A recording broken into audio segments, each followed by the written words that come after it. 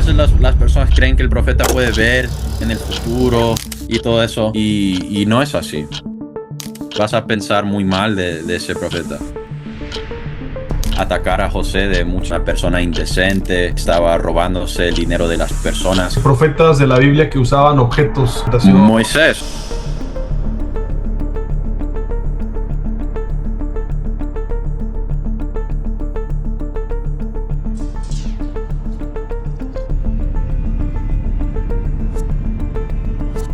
Buenísimo. Bueno, bienvenidos a todos a un nuevo episodio del podcast Santos Venid.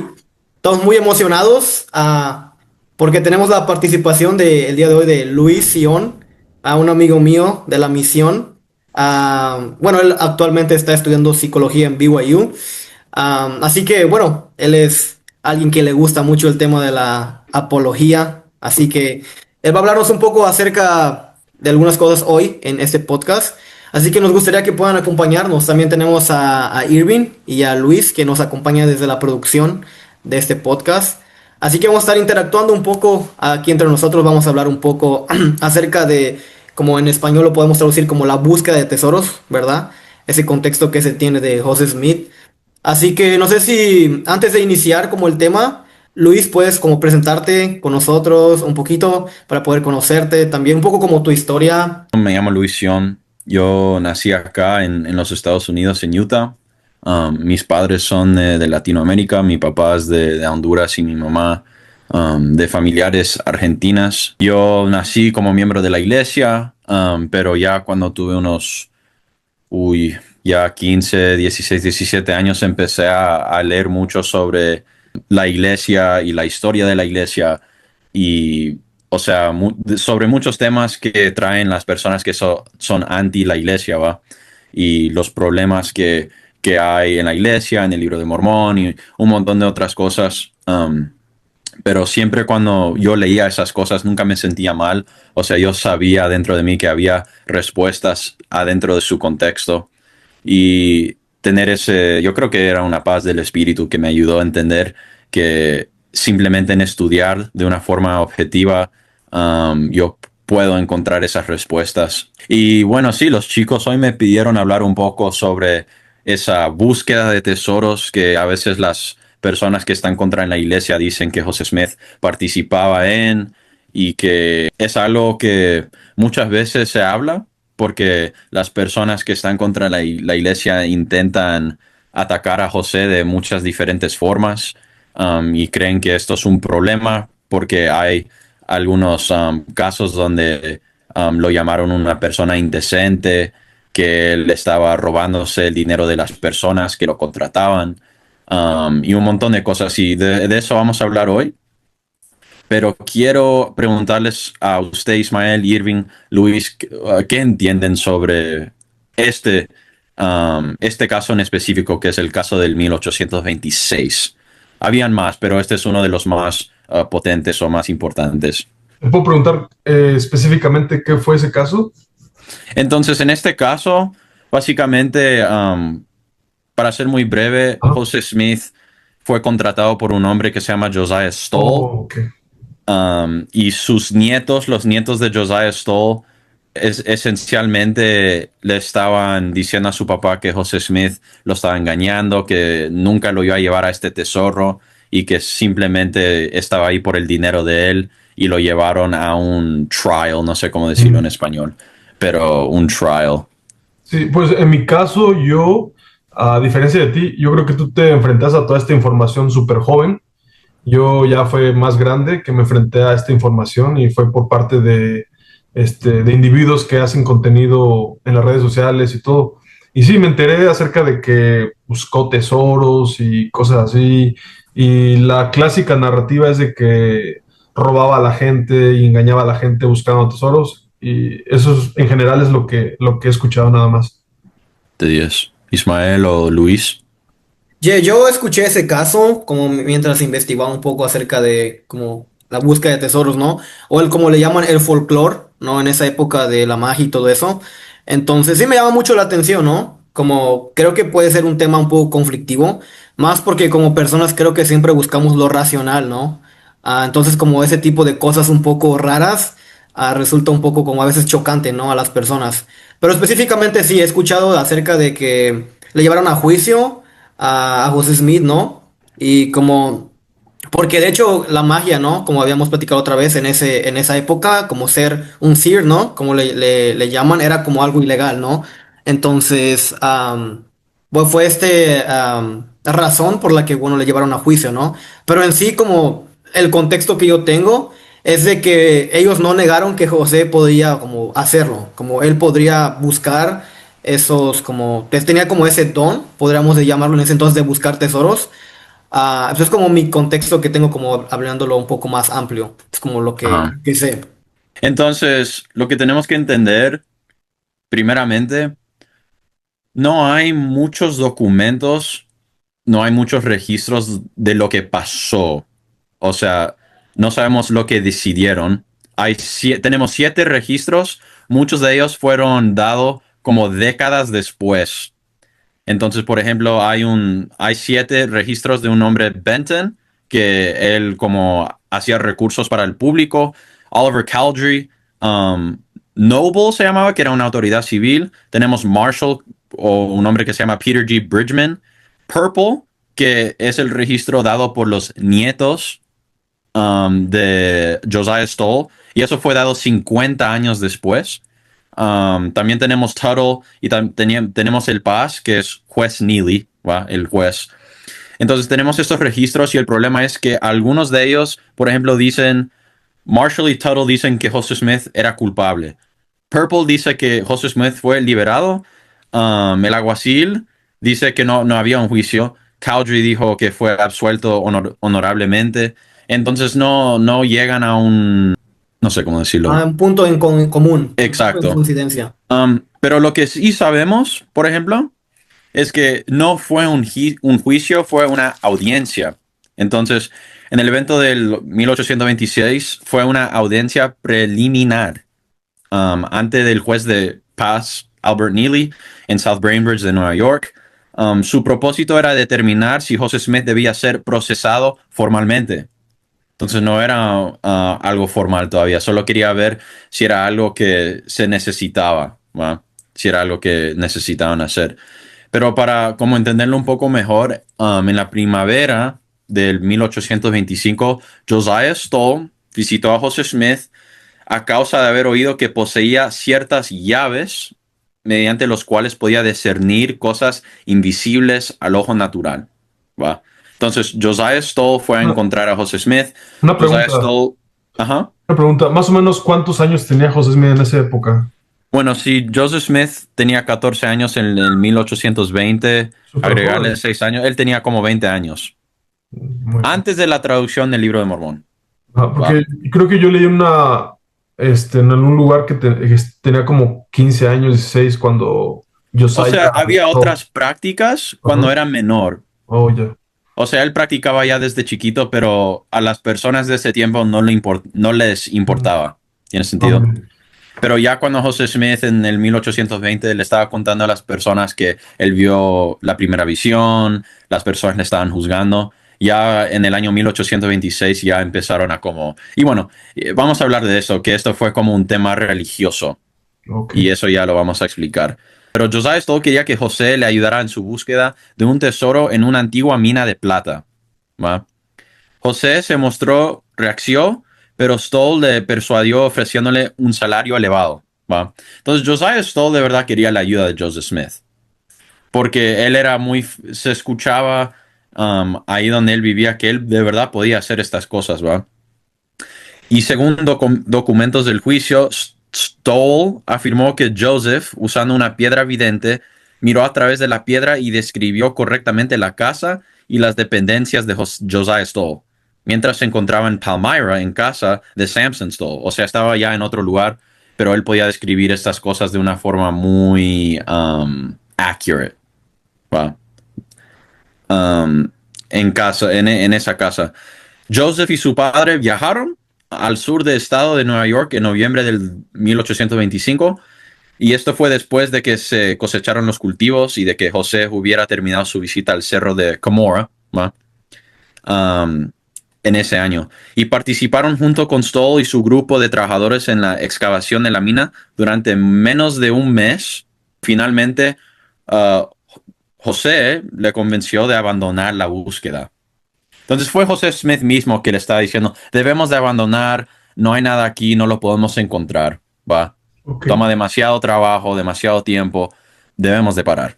Y después de trabajar para el anciano durante aproximadamente un mes, sin éxito, José logró persuadirlo de que cesara sus operaciones y él continuó a trabajar en esa zona para Stoll y otras y se hospedó en la casa de Isaac Hale y conoció ahí su esposa Emma Hale.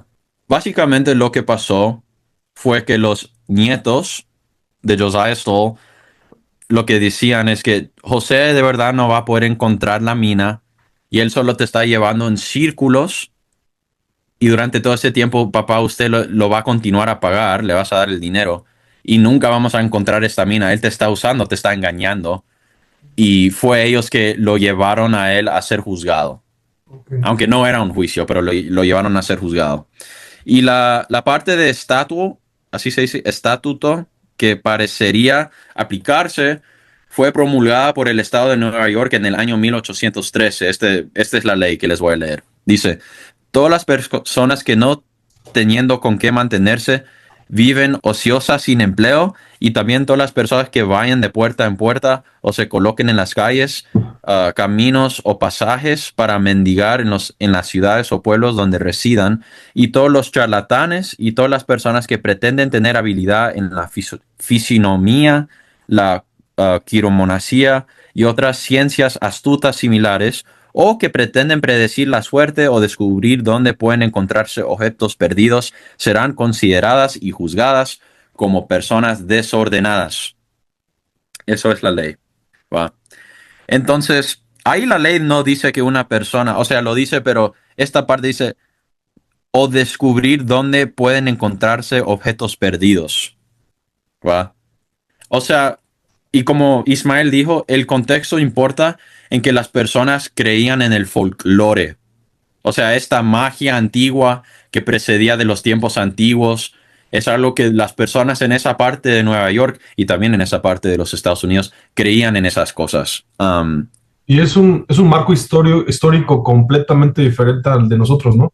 Fue en los Sí. años 1800, o sea, en el siglo XIX. Sí, Entonces, el entonces, folclore, las costumbres, las creencias, sí. muy Y diferentes. aquí tengo una lista de pastores y sacerdotes o figuras espirituales de otras religiones que también hacían las mismas cosas. Por ejemplo, tenemos John Wesley, que fue el fundador del metodismo. Él era el fundador del Methodism. Él mencionó el uso de varas de saori o ramas de avellano en sus diarios, reconociendo su uso común para encontrar agua en esa época. Ah, Albertus Magnus, él era un obispo católico conocido por sus escritos que combinaban ciencia, magia y religión, incluyendo referencias al uso de cristales y piedras para la visión espiritual. Jacob Boehme, había otra gente sabia y clérigos en Inglaterra que hacían la misma cosa. Entonces, esto era algo muy normal, no era solo algo especial que solo José Smith estaba haciendo. Y eso es algo que las personas tienen que entender. Y la razón que él fue, yo creo que la evidencia enseña que José Smith no lo acusaron. Yo creo que a él lo dejaron ir porque igual era muy joven. 3 de esas 7 registros que tenemos nos dicen que él fue liberado honorablemente. Y los que dicen que no, que fue culpable, son registros que se daron oralmente 5 a 7 décadas después. Y fueron de familiares que obviamente odiaban a José Smith. wow, no sabía eso. No Sí, sabía que no se encontró culpable de esa acusación. Ahora, sí, tengo una pregunta. ajá, Pues ya les comenté la narrativa, ¿no? La que esos críticos de la iglesia ponen allá afuera la narrativa. Pero ellos hablan en plural. Ellos dicen que él buscaba clientes y estafaba a clientes. Pero en sí, este caso tú nos hablas acerca de un solo individuo, que es este Josiah Stoll. sí, Él fue el que lo buscó a él. sí. Y ese es el problema porque hay otro juicio Ujú. que se llevó en el año 1830. A José Smith a menudo se conoce como el juicio para ser una persona desordenada Así se llamaba ese juicio. Y este juicio tuvo lugar en el South Brain Bridge, en Nueva York, y fue uno de los primeros desafíos legales que enfrentó José Smith. Y José Smith fue acusado de ser una persona desordenada bajo el cargo de ser un buscador de tesoros con piedras mágicas, o un glass looker. Y esta acusación se derivaba de su participación en la búsqueda de tesoros, que era una práctica común en esa época, como ya les expliqué. Las personas usaban piedras, videntes y otros medios para localizar tesoros ocultos. Y el resultado fue del juicio que no había, dice acá, no está completamente claro, porque otra vez no hay muchos registros debido a la falta de esos detalles que necesitamos. Algunos relatos sugieren que José fue declarado culpable, mientras que otros indicaban que fue absuelto. Pero el problema es que en este caso, en el 1830, es muy raro que no usaron o no hablaron del caso del 1826. Porque el problema es que el caso del 1826 enseña que José Smith tenía el poder para hacer esas cosas que él decía que podía hacer. Aún ya les quiero leer estos quotes que tengo. Estos son la capacidad de José como un verdadero vidente. Si José realmente poseía la habilidad que los testigos afirmaron, o sea, Josiah Stoll afirmó, unos amigos de José Smith también afirmaron, y aún los propios nietos y sobrinos de Josiah Stoll también afirmaron que él lo podía hacer. ¿Sería considerado culpable de mirar en cristales? Sí, pero no significaría eso también que era inocente de engaño, que era precisamente la razón por la cual se creó la ley. Nos da Esta cosa nos da una pista sobre por qué los resultados de este juicio no se usaron en su contra en el juicio del 1830, ni en la literatura antimormona. O sea, esas cosas nunca llegaron en esa literatura de esos tiempos, porque no era importante y no era una cosa rara. Las personas no pensaban que era algo raro. Hoy en día sí.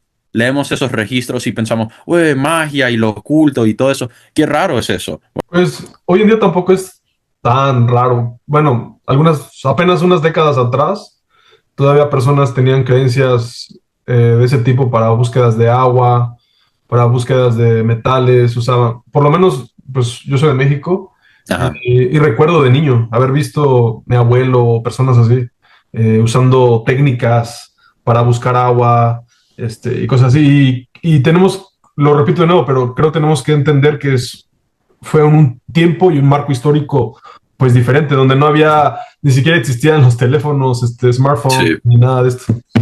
Sí, eso también puede explicar por qué hay discrepancias, yo creo que, entre los veredictos. En realidad, fue tanto culpable como inocente. O sea, hay muchas contradicciones en esos tres que están contra José Smith. Hay contradicciones entre los tres.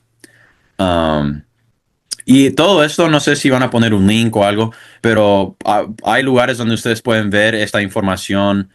Yo creo que Irving o alguno de ustedes lo van a poder poner. Pero, por ejemplo, aquí Martin Harris dice, yo me estaba limpiando los dientes con un alfiler mientras estaba sentado sobre unas barras. El alfiler se me trabó en los dientes y se me cayó de los dedos entre virutas y paja. No pudimos encontrarlo. Entonces tomé por sorpresa a José y le dije, toma tu piedra. Él la tomó y lo colocó en su sombrero, el viejo sombrero blanco, y metió su rostro en el sombrero y lo observé cuidadosamente para asegurarme de que no mirara hacia un lado. Extendió su mano más allá de mí, hacia la derecha, movió un palito y ahí vi el alfiler. Y lo agarró y me lo dio. También hay otros registros de Horace Stoll, Eric Stoll, que ellos le decían a Joseph Smith, bueno, haga esto. Por ejemplo, Horace Stoll aparece en el registro de Neely. Su testimonio es breve y describe dónde se había enterrado un cofre con dólares en el candado de Winchester y que José marcó el tamaño del cofre con hojas sobre el suelo. Entonces estas son las personas que están contra José en este caso, pero también le están diciendo al juez, sí, como él lo puede hacer, el problema es que es ilegal hacerlo. Y nosotros creemos que él le está engañando a mi papá.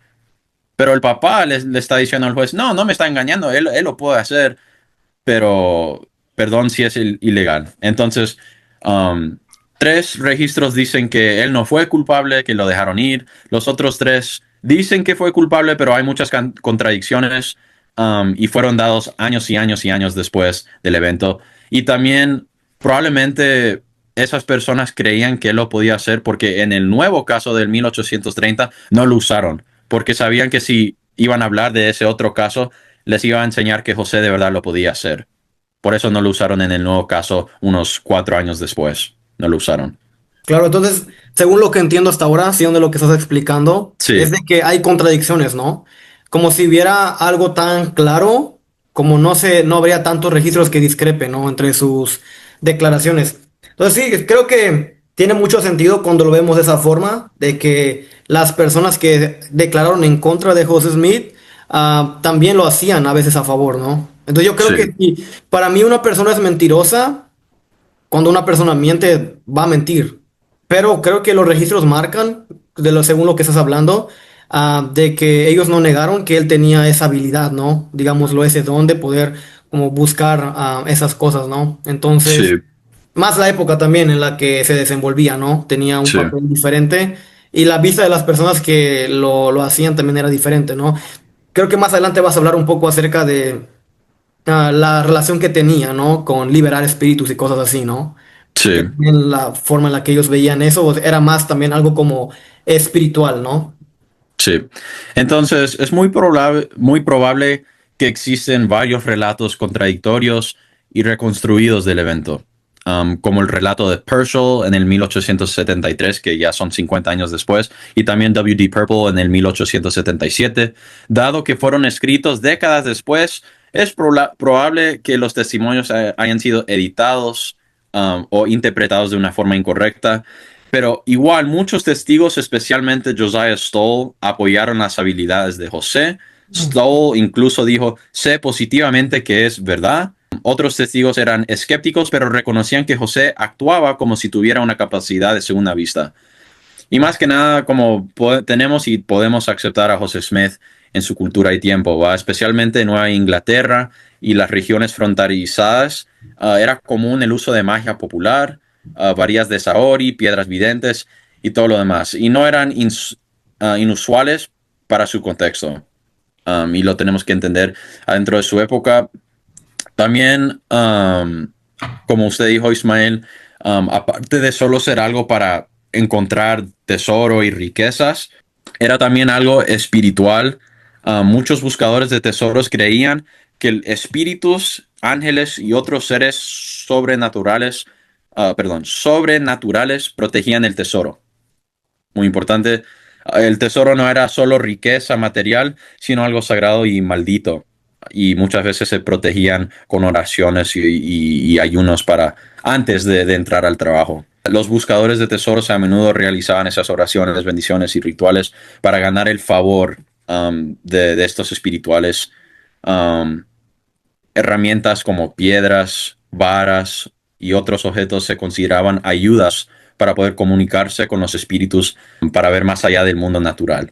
¿Va? Entonces era algo normal. A veces pensaban también que estos espíritus estaban como enganchados al tesoro y era su trabajo para liberar a ese espíritu o ese ser natural, sobrenatural. Um, y estas son las cosas que las personas no entienden, nunca van a leer, nunca van a escuchar. um, y por eso cuando escuchan algo como, él engañaba a las personas y esto, no es cierto. O sea, son cosas que tenés que entender adentro de un contexto. Yo entiendo porque no sé cómo, no sé si la audiencia ha escuchado del C.S. Letter y de Jeremy Reynolds.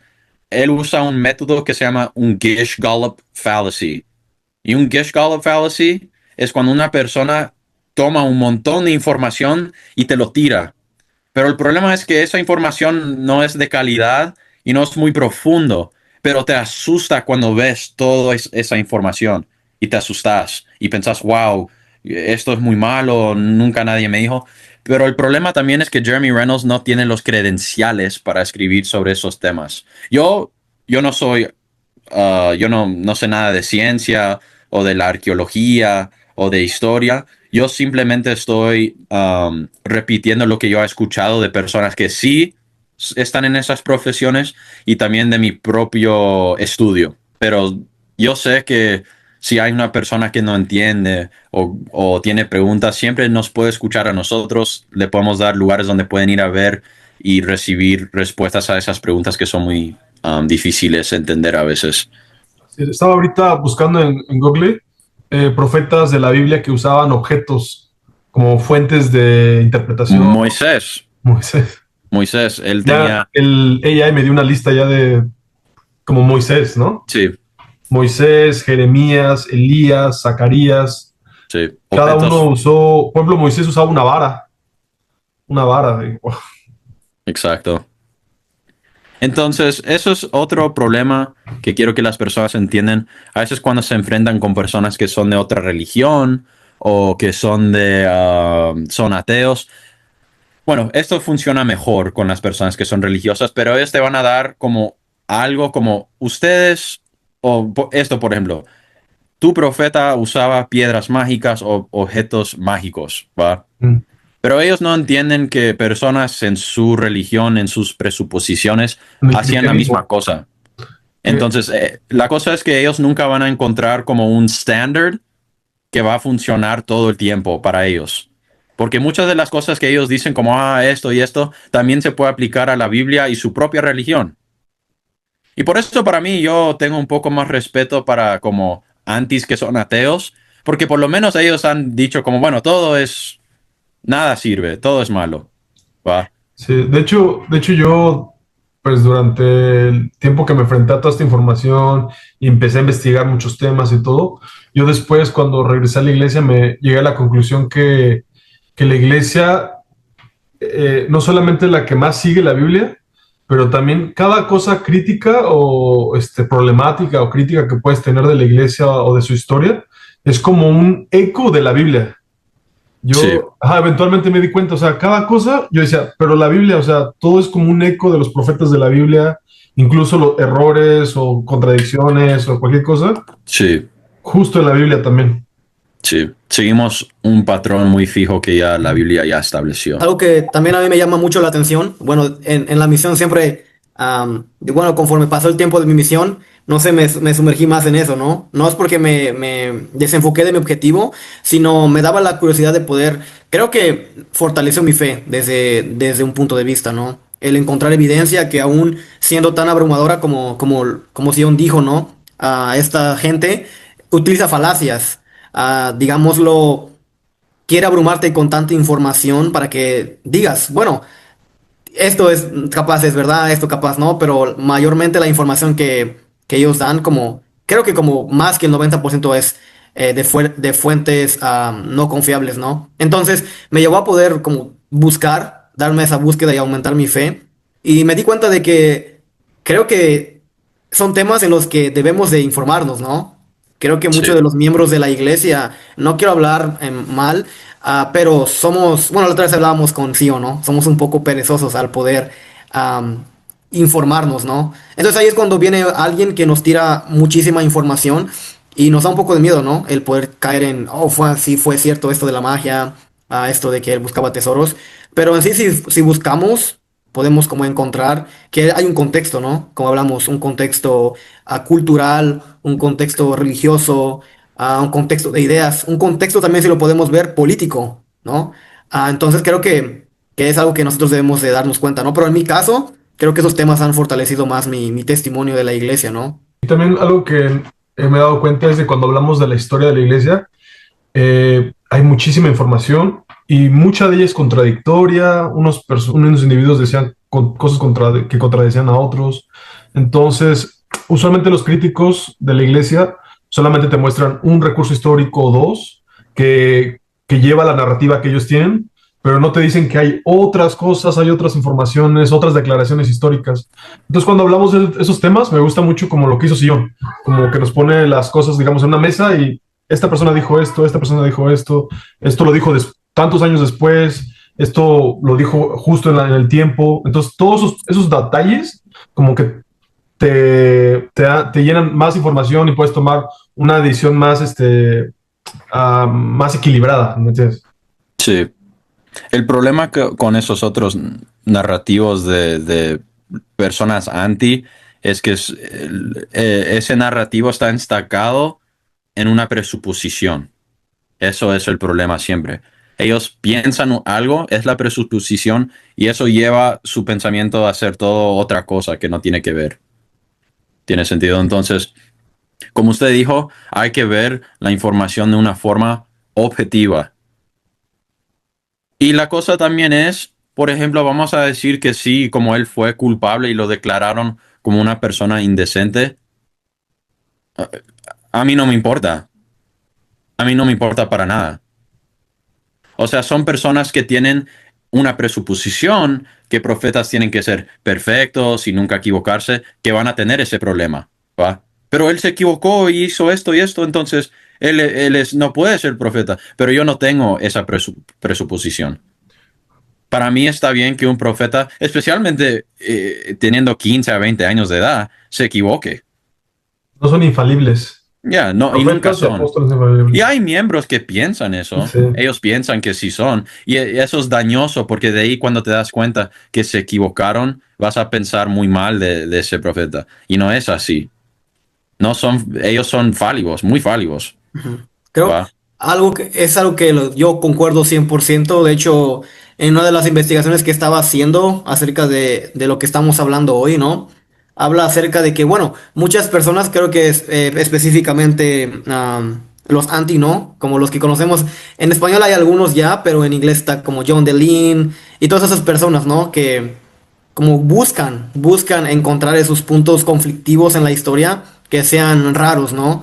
Que las personas como les llame la atención escuchar y les cause conflicto, porque son muy llamativos cuando dan esta Sí, información, esta lluvia de información, ¿no? Y ellos dicen que la iglesia ocultó como que José Smith no.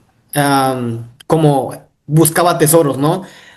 O que muchos profetas lo negaron y hasta en cierto punto, como de lo que yo pude investigar, no sé si alguien más como tiene o una información, Sí, la fuente de donde venían esas presuposiciones como de que José Smith buscaba tesoro, eran fuentes de una persona que literalmente como juró y amenazó al profeta con matarle, como él dijo sí, que él lavaría sus manos con su sangre, ¿no? Entonces él fue excomulgado, ¿no? Este William Choice, ¿no? ya. Aquí como y dijo eso, El, ¿no? sí. El Entonces... problema, oh, perdón. Sí, entonces me llama la atención mucho que las fuentes que nosotros conocíamos acerca de la búsqueda de tesoros y esas cosas venían de una persona como él, ¿no?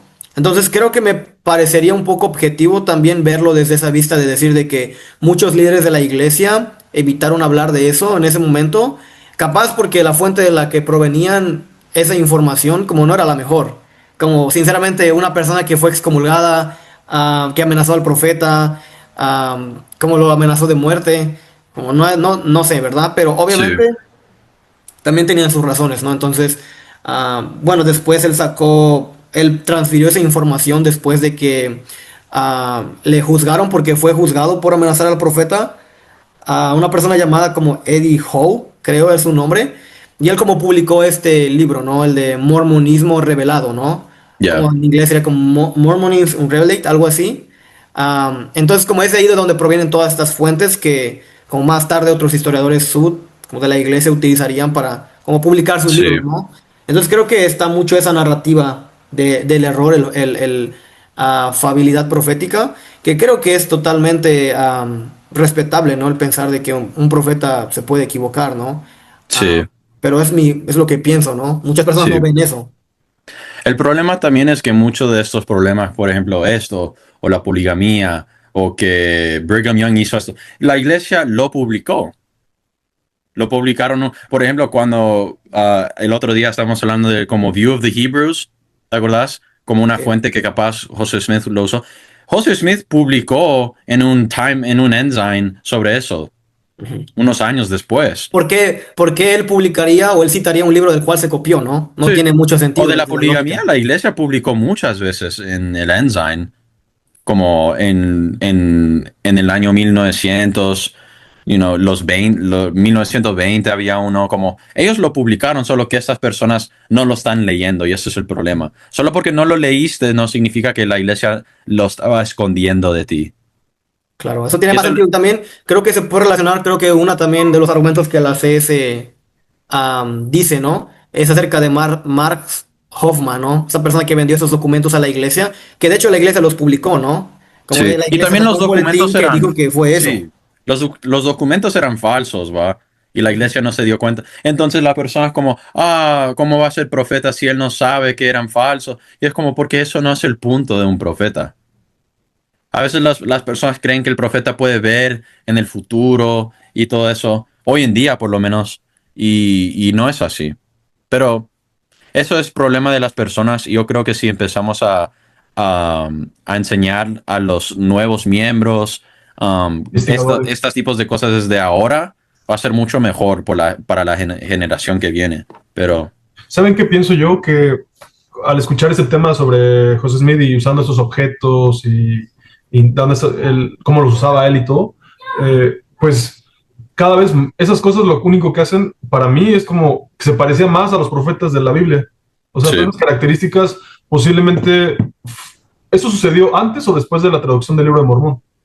el caso del 1826 fue antes, pero el Ajá. otro caso del 1830 fue después.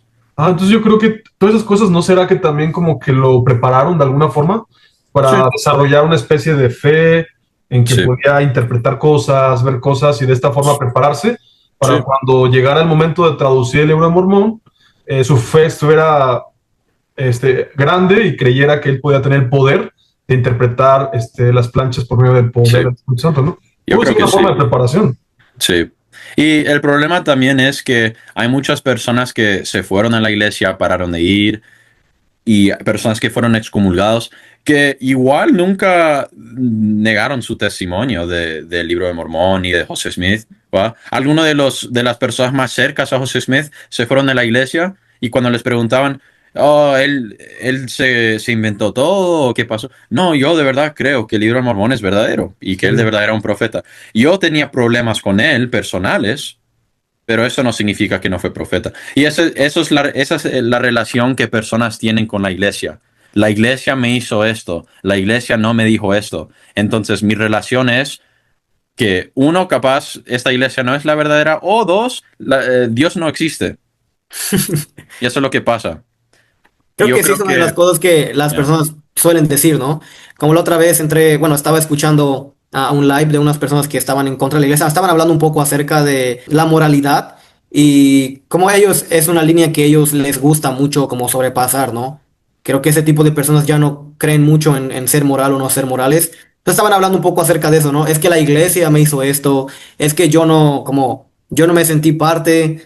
Entonces creo que sí o sí, muchas cosas de las que las personas les causan conflicto dentro de sí, también tienen mucho que ver, ¿no? Creo que Sion, no sé si te acuerdas que hay un documento que estaba en la Drive cuando tú me la compartiste, acerca de ajá, un psicólogo, creo de BYU, que él hablaba sí, acerca de una terapia, que él analizó las fases de fe de una persona, ¿no? Cuando se encuentra sí, con esta especie de información. Y eso es lo que a mí me llamó mucho la atención porque las personas reaccionan diferente, ¿no? Siempre con Irving hablamos de que a mí lo que me causó mayormente un poco de conflicto un poquito fue cuando te envié mensaje que de la segunda unción, ¿no? Que capaz podemos hablar de eso en otro. sí, podemos hablar de eso. Y a Irving fue otra cosa. Y probablemente a Luis fue otra cosa. Y probablemente a ti fue otra cosa, ¿no? Entonces, creo que mucha de esa información que llega a nosotros viene de contextos en nuestras vidas diferentes, ¿no? Y en base a eso actuamos. Pero tenemos que saber que tenemos que informarnos, tenemos que leer y tenemos que estar dispuestos a investigar la verdad, aunque tengamos miedo, ¿no? Y más que nada Sí, también Entonces, como tenemos que enfrentarnos a eso. presentar todo el contexto, como dijo Sion, sí, a presentar el contexto completo. Algo que hacen mucho los críticos, que yo me he dado cuenta, porque yo ya estuve también en ese lado, ¿no? Por un tiempo de mi vida me consideré no creyente. Ponen el dedo, digamos, es una full picture, ¿no? Una foto completa. Ellos ponen el sí, dedo en cosas específicas y ahí están ahí marcando. Pero cuando te das cuenta, investigas y abres la imagen completa, la foto completa, y dices, oh, wow, hay más cosas, hay más información, hay más sí, contexto, hay más evidencias históricas, entonces eso te hace crear una opinión más objetiva, más sí, madura, ¿me entiendes? sí. Y es porque es muy fácil ser perezoso y no querer estudiar y no querer leer.